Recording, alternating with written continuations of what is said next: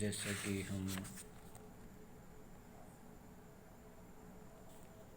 कि हम वित्त आयोग के बारे में चर्चा कर रहे थे। वित्त आयोग की कार्यप्रणाली, कार्यविधि, किस प्रकार से वित्त आयोग अपना कार्य करता है।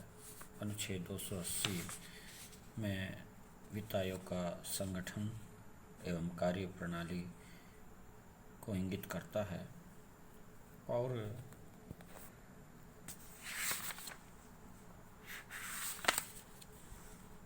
अनुच्छेद 280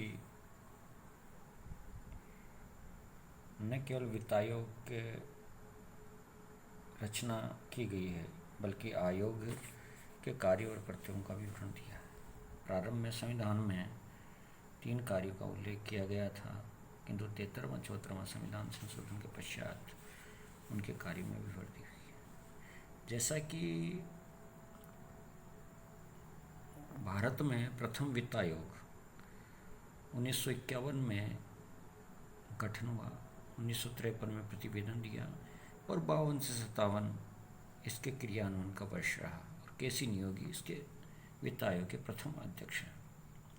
चूँकि द्वितीय 56 में, तृतीय 60 में, चतुर्थ 64 में, 68 में पंचम और छठवां 72 में और 7वां 77 में, 82 8वां, 87 9वां और 10वां 92 में और 98 11वां और 12वां वित्त आयोग 2002 में और 13वां 2007 में गठन हुआ और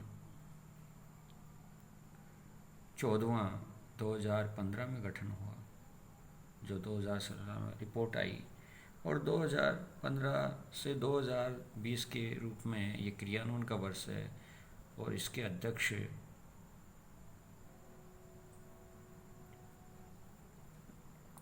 YV रेड्डी रहे। चूँकि 13वां वित्त आयोग है, 2007 में गठन होकर 2009 में प्रतिवेदन दिया और 2010 से 15 के बीच में डॉक्टर विजय केलकर जिसके अध्यक्ष थे और 15 वित्त आयोग में 2019 में गठन हुआ, 2020 में प्रतिवेदन प्रस्तुत किया और 2020 से 2025 चल रहा है और NK सिंह पूर्व भारत सरकार सचिव इसके अध्यक्ष हैं। 15वें वित्त आयोग की सिफारिशें जो भारत सरकार के पूर्व सचिव NK सिंह की अध्यक्षता में आयोग ने सिफारिश दी।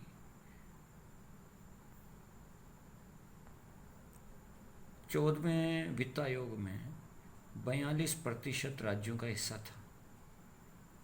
पहले 13वें में 41 था और अब 42वां 1% बढ़ाया गया, किंतु 15वें वित्त आयोग में फरवरी 2020 में 42 की जगह 41 कर दिया गया और संसद पटल पर इसको रखा गया और राज्यों का हिस्सा 41% किया गया। जैसा कि राजस्व घाटा अनुदान, विशेष अनुदान, क्षेत्र विशेष अनुदान,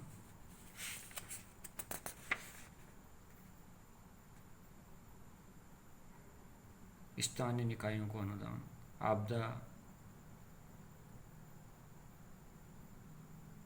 जोखिम प्रबंधन, राजकोषीय रोड मैप सुझाव और राजकोषीय घाटा और ऋण स्तर, ये सब 15वें वित्त आयोग ने अपनी सिफारिश में किया गया।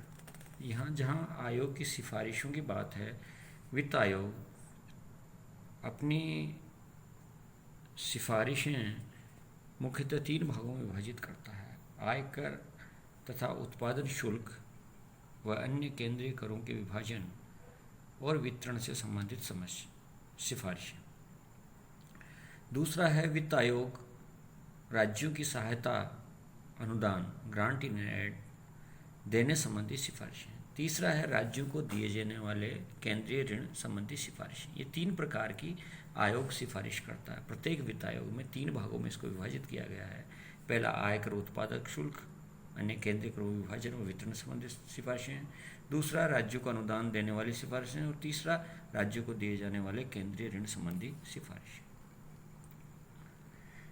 चूँकि 73वां 74वां संविधान संशोधन के पश्चात राज्य में बने वित्त आयोग की सिफारिशों को ध्यान में रखते हुए व्यवहारिक सुझाव देने को कहा गया था, लेकिन विभिन्न आयोगों की सिफारिशों का अध्ययन उपयुक्त 3 प्रमुख सिफारिशों के आधार पर ही किया जाता है।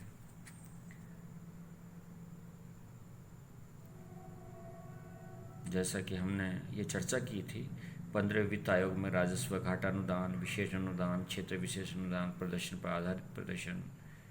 आधारित प्रदर्शन, स्थानीय निकायों का अनुदान, आपदा जोखिम प्रबंधन, राजकोषीय रोड मैप सुझाव और राजकोषीय घाटा और ऋण स्तर और अतिरिक्त बजट उधारियाँ जैसे सार्वजनिक वित्तीय प्रबंधन हेतु वैधानिक कार्य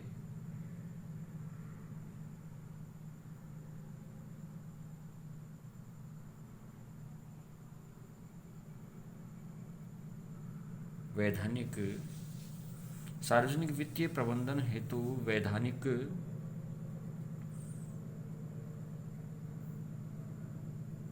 कार्य, कर क्षमता, जीएसटी लागू करना, आय सुरक्षा संबंधी व्यय का वित्त पोषण, आयोग की सिफारिशें।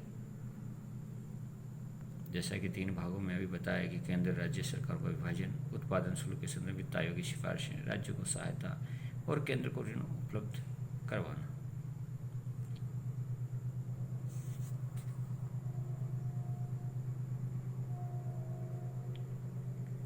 आयकर का केंद्र और राज्यों के मध्य विभाजन। भारत सरकार या भारत के संविधान के अनुच्छेद 270 के अनुसार कृषि के अलावा आयकर का आरोपण एकत्रण संघीय सरकार के द्वारा की जाता है। जैसे कि कृषि है वह राज्य सरकार का विषय है, तो राज्य इस पर कानून बनाता है, कर लेता है, किंतु कृषि के अलावा आयकर का आरोपण एकत्रण संघीय सरकारें द्वारा किया गया, किंतु इसमें होने वाली शुद्ध आय का केंद्र और राज्य सरकारों में विभाजन किया जाता है। आय का ये विभाजन बाध्यकारी है। संघीय और राज्य सरकारों में इस आय के विभाजन हेतु संविधान ने वित्त आयोग के प्रावधान किया है और ये दायित्व किया गया है कि केंद्र और राज्य सरकारों के मध्य आयकर से होने वाले आय के विभाजन का आधार सुझाए। जैसा कि आयकर में होने वाली आय के केंद्र सरकार और राज्य सरकारों के मध्य विभाजन में वित्त आयोग की सिफारिशें की गई हैं, जिसमें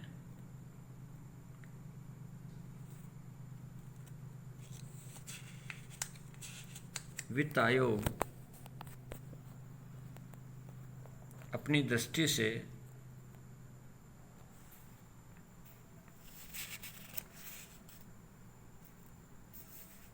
सिफारिशें प्रबंध करता है, सिफारिशें देता है।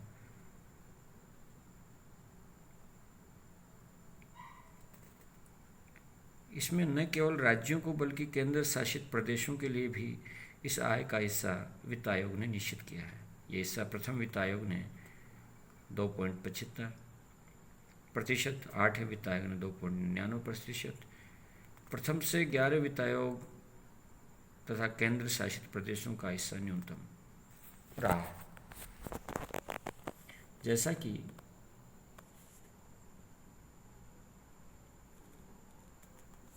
विभिन्न वित्त आयोगों में जो जनसंख्या का आधार है, प्रति व्यक्ति आय के अंतर का आधार है, समायोजित क्षेत्र का आधार है, आधारभूत संरचना का सूचकांक का आधार है और कर प्रयासों के आधार लेना सुझाया जाता है। अगला है उत्पादन शुल्क के संदर्भ में वित्त आयोग की सिफारिश। जैसा कि संविधान के प्रावधानों के अंतर्गत विभिन्न उपभोक्ताओं वस्तुओं पर उत्पादन शुल्क को भी केंद्र और राज्यों के मध्य विभाजन योग्य माना गया। जैसे कि प्रथम वित्त आयोग ने तंबाकू, दियासलाई, शाक उत्पादन पर उत्पादन शुल्क से प्राप्त आय को केंद्र और राज्यों के बीच की विभाजन योग्य माना जाता है। उत्पादन शुल्क के संबंध में संवैधानिक स्थिति ये कि संविधान के अनुच्छेद 272 आर्टिकल 272 ने उत्पादन शुल्क से संबंधित नीति निर्धारण करने का दायित्व संसद पर छोड़ा, जबकि अनुच्छेद 280 ने वित्त आयोग को केंद्र और राज्य सरकारों के बीच विभाजन योग्य करों के लिए सिफारिश प्रस्तुत करने का निर्देश दिया। प्रथम वित्त आयोग ने इसलिए उत्पादन शुल्क से संबंधित केवल कुछ ही मदों पर प्राप्त आय के वितरण हेतु अपनी सिफारिश प्रस्तुत की थी, और प्रथम वित्त आयोग के सदस्यों को यह विचार था कि कुछ सिफारिशें वे इस संबंध में प्रस्तुत करेंगे वह संविधान के प्रावधानों के अनुसार संसद की विधि के माध्यम से ही क्रियान्वित हो सकेंगी। इस तरह से प्रथम वित्त आयोग ने न केवल 3 वस्तुओं के उत्पादन शुल्क का वितरण की सिफारिश की, वहीं द्वितीय वित्त आयोग ने 8 वस्तुओं पर और तृतीय ने 35 वस्तुओं पर, और बाद में वित्त आयोग ने इससे भी अधिक वस्तुओं के उत्पादन शुल्क के वितरण के लिए अपनी सिफारिश की गई। इस प्रकार से आयकर और उत्पादन शुल्क 2 ऐसे प्रमुख कर हैं जिनके केंद्र और राज्यों के बीच वितरण हेतु वित्त आयोग द्वारा प्रमुख रूप से सिफारिश की जा रही है। करों के इस वितरण के अतिरिक्त राज्यों को सहायता अनुदान देने के लिए वित्त आयोग द्वारा आधार सुझाए गए, जैसा कि 10वें वित्त आयोग ने वैकल्पिक व्यवस्था को अपनाते हुए सुझाव दिया, अनुशंसा की कि कुल केंद्रीय कर राजस्व के 26% और 3% अतिरिक्त की गई व्यवस्था सहित कुल 29% 29% राजस्व राज्यों को हस्तांतरित किया जाना चाहिए। इस हेतु संविधान संशोधन की आवश्यकता भी प्रतिपादित की गई। राज्यों को सहायता grant in aid of to states केंद्र सरकार और राज्य सरकारों के मध्य आय के साधनों का जो बंटवारा किया जाता है, उससे हमारी राज्य सरकारें केंद्र सरकार पर आर्थिक दृष्टि से अत्यधिक निर्भर करती हैं। देश की कल्याणकारी गतिविधियां, सामाजिक सेवाओं के निष्पादन का गंभीर दायित्व राज्य सरकारों पर छोड़ा गया है। इस दृष्टि से राज्य सरकार को अपनी कल्याणकारी और विकास संबंधी योजनाओं के लिए जिस अतिरिक्त वित्त की आवश्यकता होती है, उसके लिए संविधान के अंतर्गत राज्यों को अनुदान देने का स्पष्ट प्रावधान किए गए। राज्य सरकारों को केंद्र सरकार द्वारा दिए जाने वाले अनुदान को योजनागत अनुदान या गैर योजनागत अनुदान में वर्गीकृत किया गया। योजनागत अनुदान का निर्धारण योजना आयोग द्वारा किया गया जाता है, जिसका स्थान अब नीति आयोग ने लिया है, जबकि गैर योजना अनुदान का निश्चय ही वित्त आयोग द्वारा किया जाता है। साधारण शब्दों में केंद्र के आर्थिक स्रोतों को राज्य सरकार के लिए स्थानांतरित करने के रूप में समझा जाना चाहिए अनुदान की इस मद को। दूसरे शब्दों में यह भी कहा जा सकता है कि राज्य सरकारों के आय और व्यय के बीच में जो असंतुलन को दूर करने के लिए केंद्रीय स्रोतों से मदद को ही अनुदान कहते हैं। यानी अनुदान grant in aids to state है, इसका सीधा सा अर्थ है कि राज्य सरकारों के आय और व्यय के बीच में जो असंतुलन है पैदा हो जाता है, उसको दूर करने के लिए केंद्रीय स्रोतों से मदद की जाती है राज्यों की, उसको अनुदान कहते हैं। इस अनुदान का उद्देश्य केवल भारत जैसे संघीय राज्यों में विभिन्न राज्यों के बीच विकास के तुलनात्मक असंतुलन को दूर करने के रूप में देखा जाना चाहिए, और सारतः में ये कहा जा सकता है कि संपूर्ण देश के संतुलित विकास को ध्यान में रखते हुए केंद्रीय स्रोतों से राज्य सरकारों को अनुदान दिया गया है। जैसे कि पहले संकेत दिया जा चुका है, संविधान में केंद्र और राज्य सरकारों के मध्य आर्थिक साधनों का बंटवारा किया गया है। उसमें केंद्र सरकार के आर्थिक संसाधन राज्यों की तुलना में बहुत अधिक रखे गए हैं। ऐसी स्थिति में राज्य सरकारों को उनकी विकास योजनाओं और कल्याणकारी कार्यक्रम के संचालन के लिए केंद्रीय कोष से अनुदान दिया जाना पूर्णतः व्यावहारिक उचित प्रतीत होता है।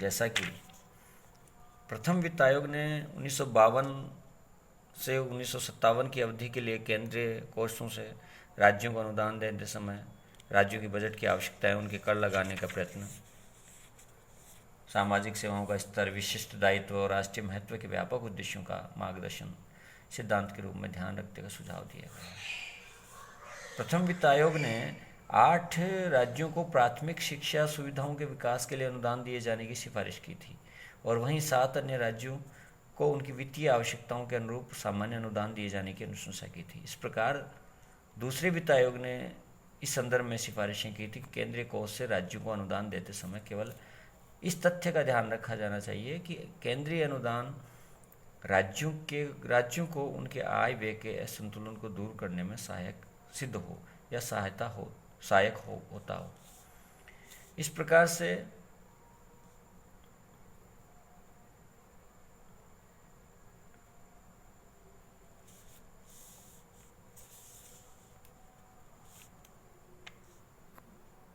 जितने भी वित्त आयोग हैं, उन वित्त आयोगों में 11वें वित्त आयोग ने जैसे 2000 से 2005 के लिए कुल राशियों का अंतरण 13.5% से अनुदान रखा।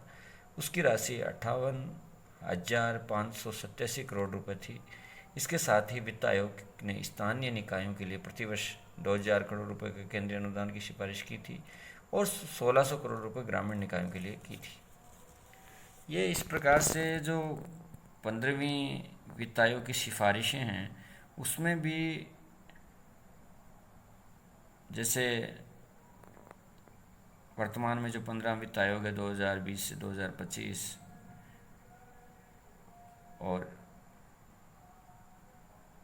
जिसका 42% राज्यों के हिस्से को घटाकर 1% घटाकर 41 कर दिया गया है। इसकी सिफारिशें राजस्व घाटानुदान, विशेष अनुदान, क्षेत्र विशेष अनुदान, प्रदर्शन आधारित प्रदर्शन, स्थानीय निकाय को अनुदान, आपदा जोखिम प्रबंधन और राजकोषीय रोड मैप का सुझाव इत्यादि, और राजकोषीय घाटा व ऋण स्तर, अतिरिक्त बजट उधारियां जैसे सार्वजनिक वित्तीय प्रबंधन हेतु वैधानिक संपर्क, कर क्षमता, जीएसटी लागू करना, आय सुरक्षा संबंधी व्यय का वित्त पोषण इत्यादि। ये एक प्रकार से वित्त आयोग, प्रत्येक वित्त आयोग में एक नई राज्यों की स्थिति का आकलन करके या केंद्रीय स्थिति का ध्यान में रखते हुए राज्यों के हिस्से में राज्य के बंटवारे के रूप में राज्यों को अनुदान या सहायता, जो राज्यों के संतुलित विकास के लिए राज्यों को सहायता अनुदान प्रदान करता है। अगला है केंद्र और राज्य सरकारों को ऋण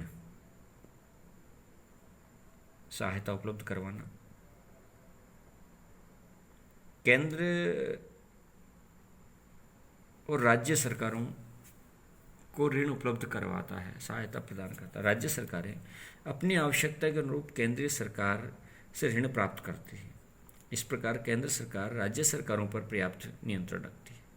इस प्रकार से वित्त आयोग को राज्यों को दिए जाने वाले केंद्रीय ऋण के बारे में सुझाव देने को कहा है।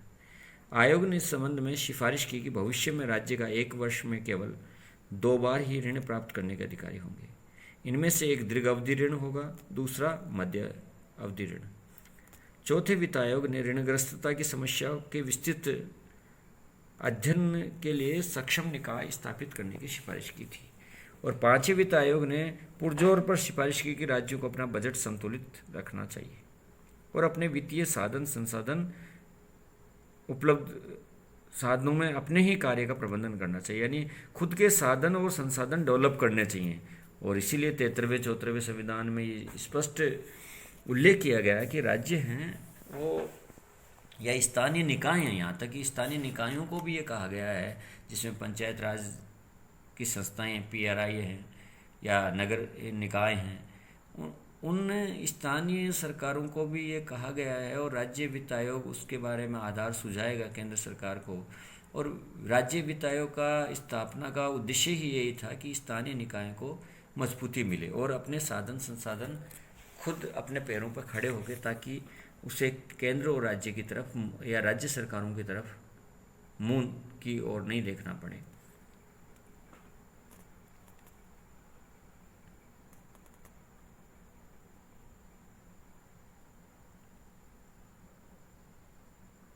इस प्रकार से आयोग का दृष्टिकोण ये है कि अधिविकर्ष ओवरड्राफ्ट सैद्धांतिक रूप से अनटेनेबल तथा व्यावहारिक रूप से अवांछनीय है। आयोग का मत है कि राज्यों की न्यूनतम वित्त प्रबंधन डेफिसिट फाइनेंसिंग नहीं अपनानी चाहिए और वित्तीय नीति संतुलित बजट तथा व्यय नियंत्रण पर आधारित होनी चाहिए। जैसा कि छठे वित्त आयोग ने राज्यों की ऋण की स्थिति का विस्तृत अध्ययन किया और 15 से 30 वर्ष के भीतर ऋणों को चुकाने की सिफारिश की। आयोग ने पंचवर्षीय योजनाओं में 970 करोड़ की ऋण सहायता डेफ्ट रिलीफ देने की सिफारिश की थी और 7वें वित्त आयोग ने 5 वर्ष की अवधि में ऋण की देनदारी 21 अरब से 50 करोड़ की व्यवस्था की थी। इस तरह से प्रत्येक वित्त आयोग ने राज्यों को ऋण सहायता उपलब्ध करवाने के लिए अपने अपने स्तर पर बढ़ाकर ही ऋण सहायता उपलब्ध करवाती है। इसका तात्पर्य यह है कि केंद्रीय सरकार से ऋण प्राप्त या केंद्र सरकार राज्य सरकारों पर पर्याप्त नियंत्रण रखती हैं। चूँकि कोई पैसा देगा या ऋण देगा, हम सेठ साहूकार से पैसे लेते हैं तो कोई भी व्यक्ति उससे जिस तरह से व्यवहार या पेश होते हैं, तो कहने का मतलब राज्यों को जब ऋण दिया जाता है तो उसका नियंत्रण भी है केंद्र का। केंद्र जब राज्यों को ऋण देता है तो उसका नियंत्रण भी स्पष्ट है। इसलिए केंद्र सरकार राज्य सरकारों पर इस वित्तीय दृष्टि से या वित्त के मामले में पर्याप्त नियंत्रण रखती है।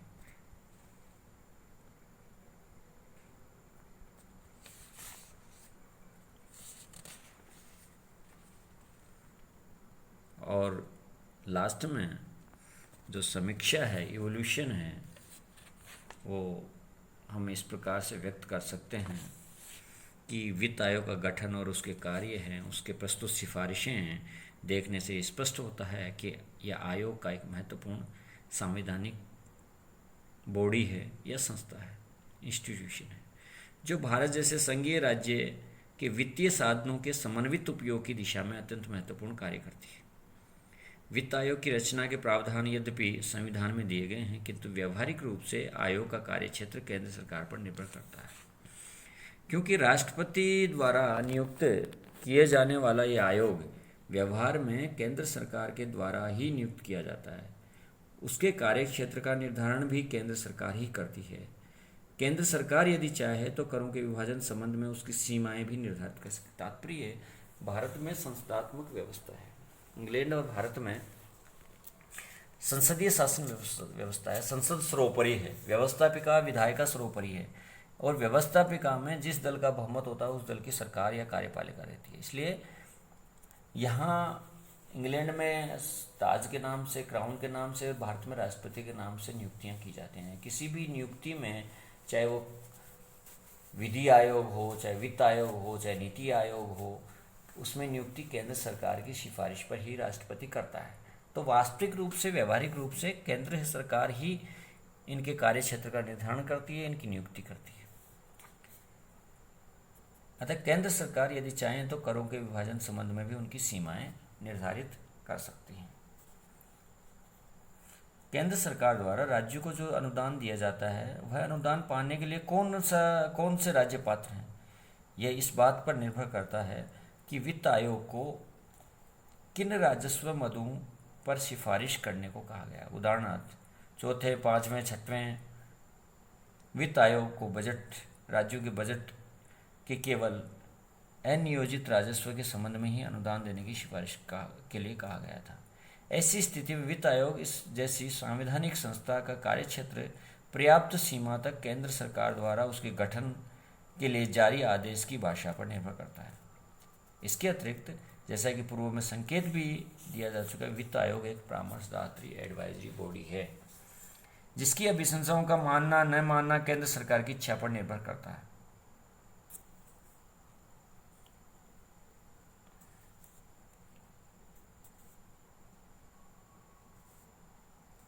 इसके अतिरिक्त, जैसा कि पूर्व में संकेत किया जा चुका है कि ये एडवाइजरी बॉडी है, जिसकी अभिशंसा का माना नहीं माना केंद्र की इच्छा पर निर्भर करता है। यद्यपि इस संदर्भ में परंपरा ये बनी हुई है कि वित्त आयोग की समस्त सिफारिशें यथारूप में स्वीकार कर ली जाती है। एक परंपरा बन गई है कि जैसा वित्त आयोग सुझाता है, क्योंकि केंद्र सरकार के द्वारा ही वित्त आयोग गठन किया जाता है तो उनके सरकार के द्वारा गठन होना है, तो उनकी सिफारिशें भी अक्सर से व्यवहारिक रूप से मान ली जाती हैं। उदाहरणार्थ, वित्त आयोग को 1984 से 1989 के अवधि के लिए सिफारिश करने का दायित्व सौंपा गया, किंतु केंद्र सरकार ने इसका प्रतिवेदन 1985 से कार्यान्वित करने हेतु स्वीकार किया। इस अवधि के प्रथम 1 वर्ष के लिए 7वें वित्त आयोग द्वारा प्रचलित आधारों को ही मान्य माना गया। पश्चिम बंगाल की सरकार ने इस स्थिति का विरोध किया, किंतु इस सार्थक परिणाम नहीं निकल सका, क्योंकि केंद्र सरकार द्वारा गठित वित्त आयोग और संवैधानिक प्रावधानों के अनुरूप संवैधानिक स्थिति है, किंतु केंद्र सरकार की जरूरी नहीं कि वित्त आयोग की सिफारिश माने। दूसरा, राज्यों को यह अधिकार नहीं मिल जाता कि वित्त आयोग ने सिफारिश की तो हमारा हिस्सा दो। ये केंद्र सरकार की इच्छा पर ही निर्भर करता है। जैसा कि बंगाल ने इसको चुनावी मुद्दा भी बनाया, और इसका एक ही साधन है कि सरकार बदल दीजिए। मतपेटियों में ही इनका भविष्य छुपा रहता है। इसलिए वित्त आयोग की भूमिका को एक अन्य गैर संवैधानिक संस्था ने पार्श्व में डाल दिया है। जैसा कि प्रसंग में ये कहा गया कि वित्त आयोग की सिफारिशें केंद्र सरकार अपनी इच्छा से ही मानती है और इन्हें न मानने के लिए कोई बाध्यकारी संवैधानिक दायित्व भी नहीं है। तो वित्त आयोग की भूमिका एक अन्य गैर संवैधानिक संस्था ने पार्श्व में डाल दिया है। संविधान के निर्माण के समय योजना आयोग जैसी संस्था की कल्पना संविधान निर्माताओं ने नहीं की थी, और संविधान के प्रवर्तन के तुरंत बाद योजना आयोग की स्थापना ने केंद्र राज्यों के वित्तीय संबंधों को एक नया आयाम दिया, जिसको आज हम नीति आयोग बोलते हैं। 2015 से भारत के प्रधानमंत्री, यशस्वी प्रधानमंत्री श्री नरेंद्र भाई मोदी ने 15 अगस्त 1915 को योजना आयोग की जगह नीति आयोग ने जगह ली, जिसको हम पूर्व में योजना आयोग कहते थे। इसलिए वर्तमान में वित्त आयोगों का कार्यक्षेत्र गैर योजना मद के राजस्व और व्यय के संदर्भ में सिफारिश देने की सीमित हो गया। वित्त आयोग केवल केंद्रीय करों से राज्यों को दिए जाने वाले हिस्से और उनके गैर योजना की मद से घाटे की पूर्ति के लिए केंद्र सरकार को दिए जाने वाले अनुदान के विषय में अभिशंसा करता है। योजना मद के बारे में कोई सिफारिश उसके कार्यक्षेत्र में नहीं आती। यहाँ उल्लेख करना आवश्यक है कि राज्यों को व्यय का अधिकांश भाग योजना मद पर होता है। गैर योजना मद पर तुलनात्मक रूप से खर्चा कम आता है। उदाहरणार्थ, 1972-73 के वित्त वर्ष में कुल 982 करोड़ रुपए के राज्यों के अनुदान में 616 करोड़ रुपए योजना आयोग की सिफारिश के अनुसार केवल 366 करोड़ रुपए वित्त आयोग की सिफारिश के अनुसार दिया गया। यानी 982 करोड़ रुपए के राज्य के अनुदानों में 616 करोड़ योजना आयोग की सिफारिश पर और 366 करोड़ वित्त आयोग की सिफारिश पर। तो कहने का मतलब, जो योजना आयोग था उसने वित्त आयोग को पार्श्व में धकेल दिया, जो संवैधानिक संस्था नहीं थी। योजना आयोग सांविधिक संस्था है, विधि द्वारा निर्मित है, विधायिका द्वारा, विधानमंडल द्वारा निर्मित संस्था है, और ये संवैधानिक संस्था संविधान में उल्लेख है वित्त आयोग का, किंतु इसकी जगह नीति आयोग ने ले लिया है। और नीति आयोग, चूंकि नीति आयोग का अध्यक्ष प्रधानमंत्री होता है, इसलिए वो ज़्यादा महत्वपूर्ण है, उसका ज़्यादा प्रभाव पड़ता है। आलोचकों ने प्रतिवर्ष बाद नियुक्त किए जाने वाले वित्त आयोग के प्रश्न पर एक स्थायी वित्त आयोग नियुक्त किए जाने की राय व्यक्त की है। इन लोगों का मानना है कि वर्तमान में वित्त आयोग एक सिफारिश देने के बाद उसकी अनुवर्ती चिंतन नहीं करता। ऐसी स्थिति में अनेक बार वित्त आयोग की वास्तविक अभिशंसा केंद्र सरकार द्वारा उसे क्रियान्वित करते समय उसकी भावनाओं के अंतर आ जाने की संभावना को स्थायी वित्त आयोग के प्रावधान के द्वारा रोका जा सकता है, जो कि बीपी त्यागी की पब्लिक फाइनेंस की जो पुस्तक है उसमें उल्लेखित किया गया है। तो इस संदर्भ में 7वें वित्त आयोग द्वारा सुझाव भी दिया गया कि विशेषज्ञ और गैर राजनीतिक संस्था की स्थापना केंद्र और राज्यों के वित्तीय संबंधों के स्वस्थ परिचालन के लिए की जा सकती है। इसी संस्था को वित्त आयोग की स्वीकृत सिफारिशों के यथारूप में क्रियान्वयन का दायित्व भी सौंपा जा सकता है। इस सुझाव पर गंभीर विचार मंथन की भी आवश्यकता बताई है, जो कि इसमें पब्लिक फाइनेंस बीपी त्यागी की जो पुस्तक है उसमें इसका स्पष्ट रूप से सुझाव है। सार रूप में अब तक नियुक्त वित्त आयोग ने भारतवर्ष में संघीय व्यवस्था में केंद्र राज्य वित्तीय संबंधों के स्वस्थ परिचालन में एक महत्वपूर्ण भूमिका निभाई है और केंद्र और राज्यों के मध्य संतुलन बनाए रखने में इसका योगदान भी पूर्णतः सकारात्मक ही रहा है। जैसा कि प्रोफेसर DR गाडगिल का कहना है कि हमारा संविधान के वित्तीय प्रावधानों को लागू करने में वित्त आयोग की भूमिका संतोषजनक है।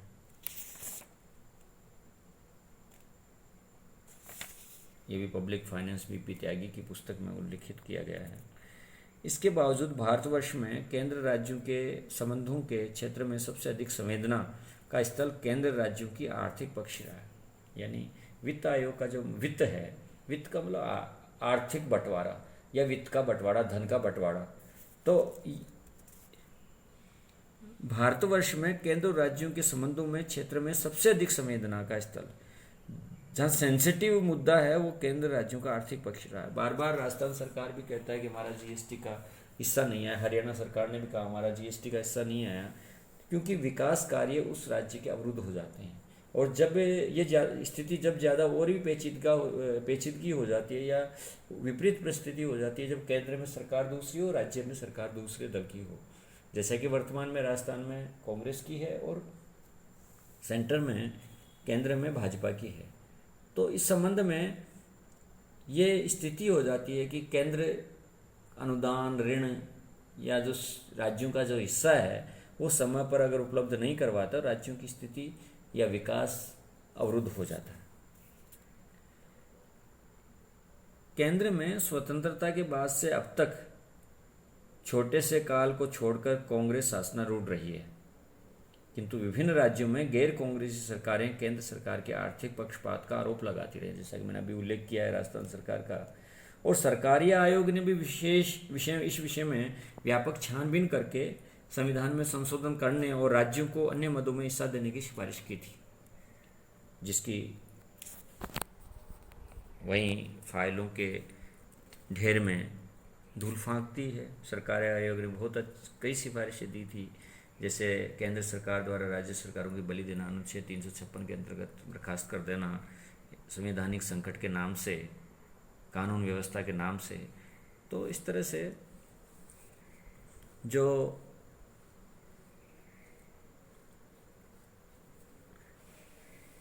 सरकारी आयोग ने इस संबंध में भी वित्त आयोग, सरकारी आयोग ने इस विषय में भी व्यापक छानबीन करके संविधान संशोधन करने और राज्यों को अन्य मदों में से हिस्सा देने की सिफारिश की थी। इस तथ्य पर अविलंब ध्यान देने की आवश्यकता भी है और वित्त आयोग जैसी संवैधानिक संस्था की स्थिति योजना आयोग, जो आज नीति आयोग है, जैसी गैर संवैधानिक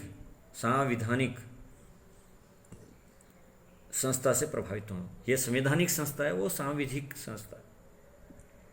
इस विषय से स्पष्ट प्रावधान हमारी संघात्मक सरकार के स्वतंत्र संचालन में सहायक हो सकेंगे, क्योंकि जो पहले योजना आयोग था वो सांविधिक है, विधि द्वारा या विधानमंडल द्वारा, विधायिका द्वारा स्थापित एक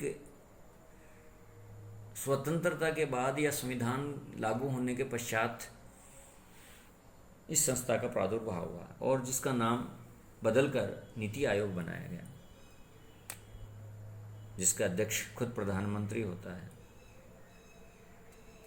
और उपाध्यक्ष के साथ अन्य सदस्य होते हैं,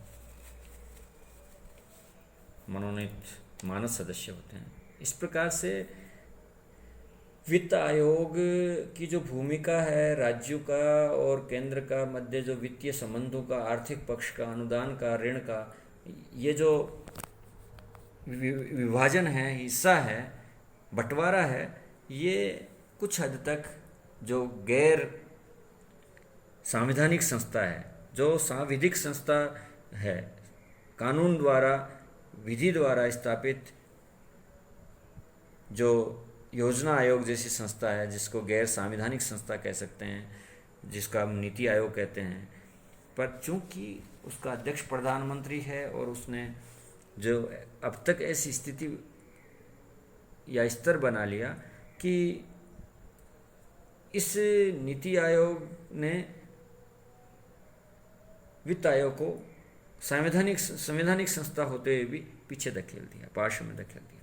इस विषय में स्पष्ट प्रावधान हमारी संघात्मक व्यवस्था के स्वतंत्र संचालन में सिद्ध हो सकेंगे। इस विषय में जो स्पष्ट प्रावधान हैं उनको ध्यान में रखते हुए हमारी संघात्मक सरकार के व्यवस्था के स्वतंत्र संचालन सहायक सिद्ध होंगे। इस प्रकार से ये वित्त आयोग के संगठन और कार्य हैं।